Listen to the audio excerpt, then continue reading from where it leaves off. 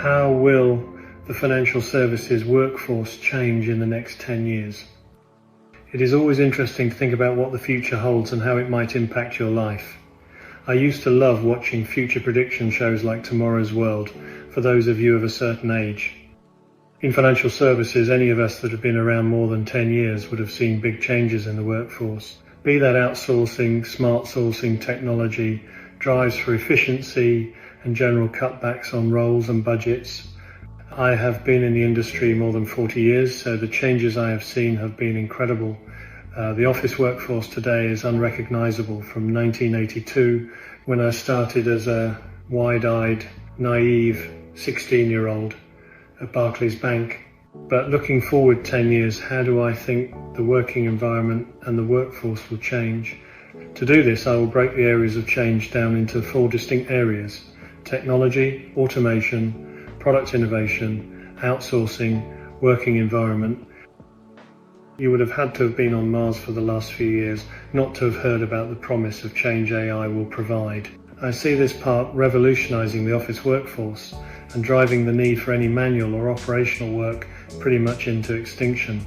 I think it will be that dramatic because as soon as businesses realize that they can save the cost of 99% of all operational resources with the deployment of true AI agents, they will all move en masse to this way of working. So what does this mean?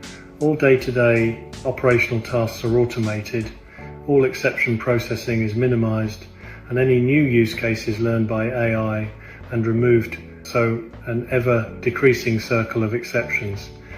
The way we communicate in work will also change with the potential for holographic representation in meetings from people in different parts of the world, and different ways for the human-machine interaction coming to the fore with Neuralink type technology speeding up the user interface experience.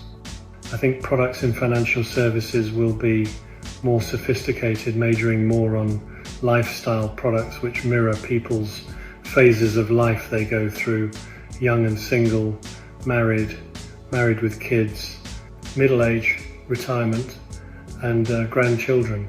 This will need greater reliance on technology to manage the data needed to track these product changes.